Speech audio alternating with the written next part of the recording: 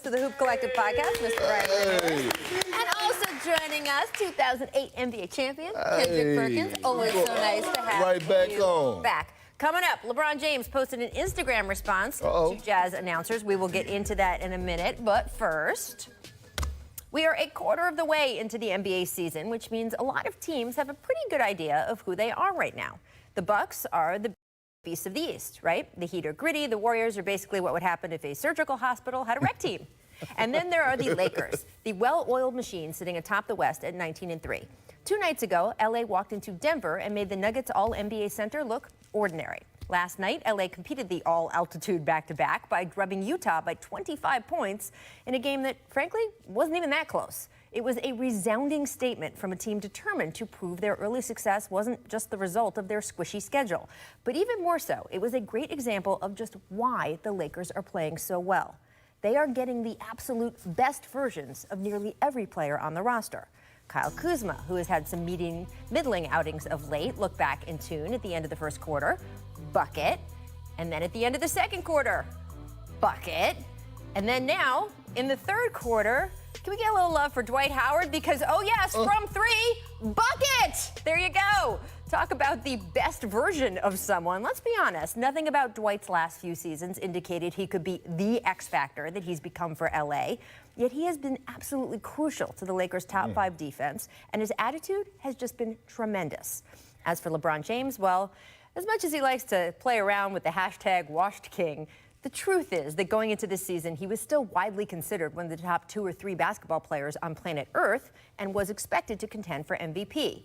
But here is what we didn't know. We didn't know he'd be playing defense at a level we haven't consistently seen since his days in Miami. That LeBron has been able to pull that out of his bag as he's about to turn 35 has had reverberations throughout the roster, including several players whose own defensive games have been on the downswing in recent seasons, but have recommitted as they've seen LeBron do the same. And LeBron is also having fun. Last night we got this moment. No, see, you're supposed to bounce basketball. Kudos to the Jazz, who, despite being, yes, obviously upset at the no call, did not demand that the game be replayed from that moment forward. So, yay for them. And to LeBron for making light of it after. I think I was ready to pass the ball, and my brain just kind of I just had a malfunction. I really had a malfunction. So, I feel bad for the refs on that one because, they probably get a write-up on that one. That was pretty bad.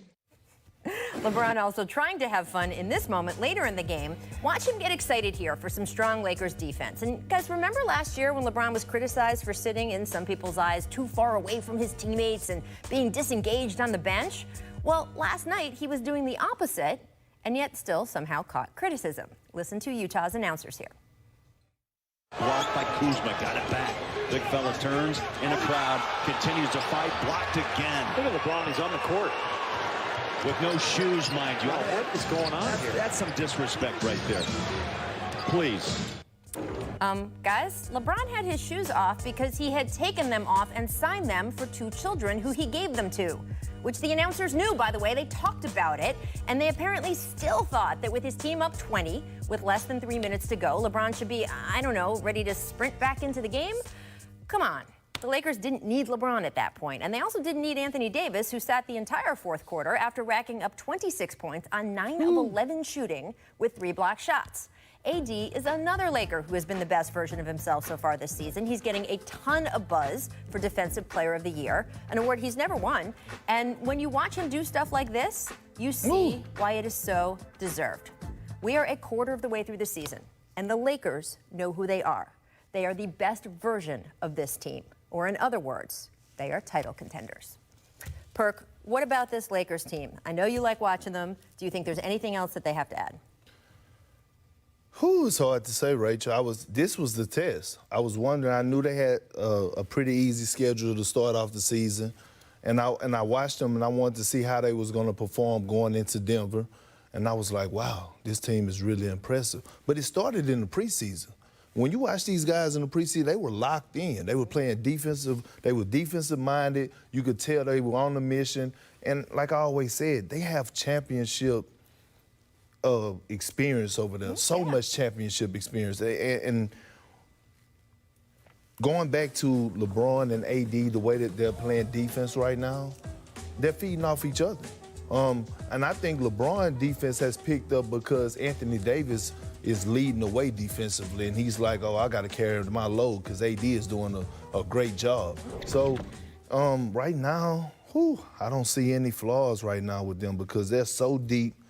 They're so experienced for us championship experience, and the way Rondo been playing, and then you could go to Quinn Cook, and then even like Jared Dudley, he played in the fourth quarter, but he was ready to play. Yeah.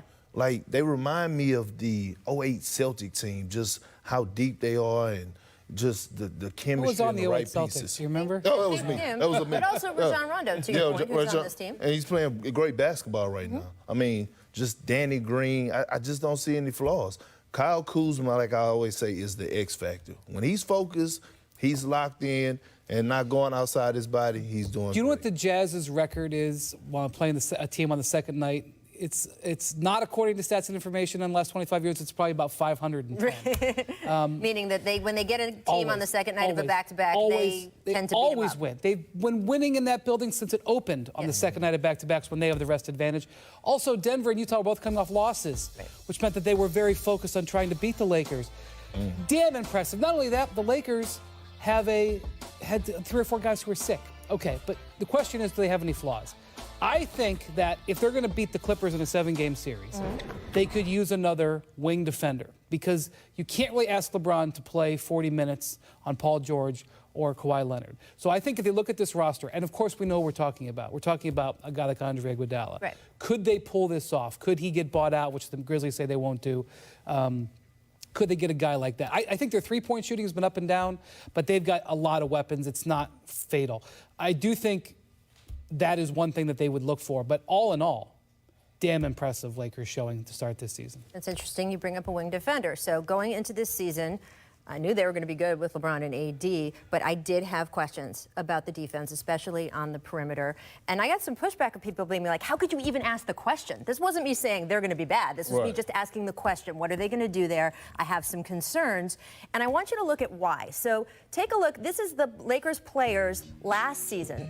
This is their personal defensive efficiency numbers, right? And Anthony Davis, obviously on a different team. But these are the main guys they're putting out on the floor, right? So those are the numbers. And when you look at those numbers, you have questions about what kind of defensive team this team is going to be. Now look at this season. We're going to put them side by side here. Look at how much guys have improved. Look at Alex Caruso. Look at that. Pose. Right? Look at every guy, though. Look at LeBron's improvement in defensive efficiency. Look at Kyle Kuzma. AD, obviously, he's in a much better situation this year. You'd expect those numbers. But down the list, Avery guy. Bradley's he's not on that list, but Avery Bradley's also been. This to me speaks to those questions coming in were about what defense is about, Perk, right? What is your commitment? What is your effort? Some of it is, can you physically defend? Are your arms long enough? Do you know where you're supposed to be? But so much of defense is want to. Yeah.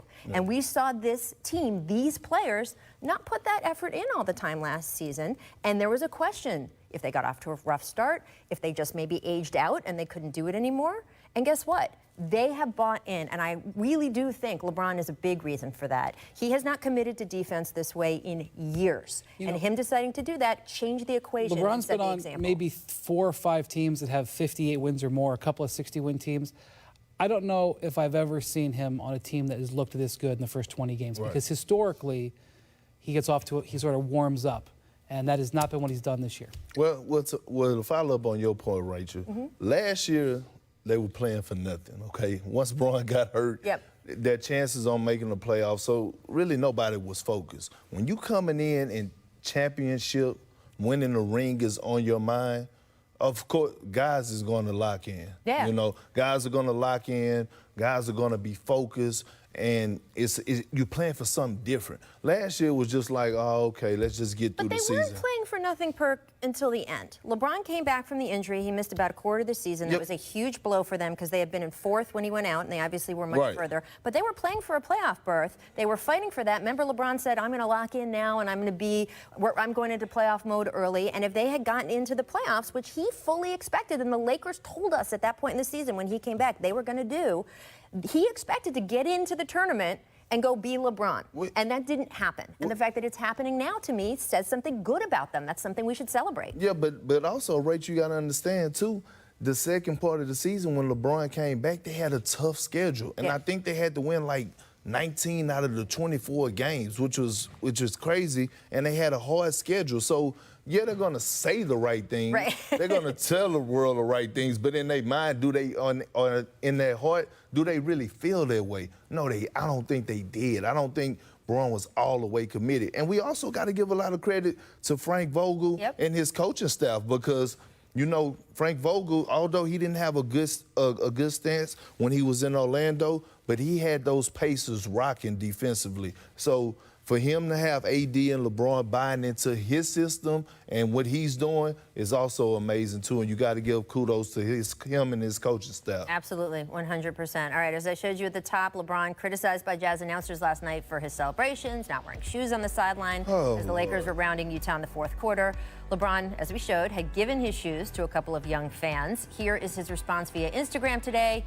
Imagine doing your job at the highest level to where you're not needed anymore, giving your shoes to a little girl and boy who you inspire and hope you made proud that night, and then cheering on your teammates because you love seeing them succeed more than yourself, only to be criticized while doing it. I handle it by simply saying thank you with a smile on my face and continue to push forward. What do you make of that response, Perk? I love it. It's a class act by LeBron. I wish it was my kids in the stands that would have got his shoes. And then, listen, to me, I'm going to take it even further. It makes a statement because all the history that players have with the Utah Jazz fans, and for Braun to do that and give his shoes out to fans in Utah. Also, LeBron has had some beatings in his career in Utah. He's almost never left Utah with a smile on his face. Hasn't he not won in Utah in like 8 or 9 years? He may have squeezed out a win, but trust me, I've walked out of that arena a lot of nights with LeBron where it's been rough. Yeah, but I'm just saying, I'm just talking about think about you know, the Russell Westbrook situation and stuff like that. And for him to do that, it speaks volumes. It was a class act by Braun. Can I ask you, why is it disrespectful to do it without shoes? I believe I'm inferring here. Now, I don't want to put words in anyone's mouth. I believe the implication was that he had already sort of checked out, that he wasn't going to come back in the game. I will say this. They were down. I will say this. He shouldn't be on the court while the game is being played.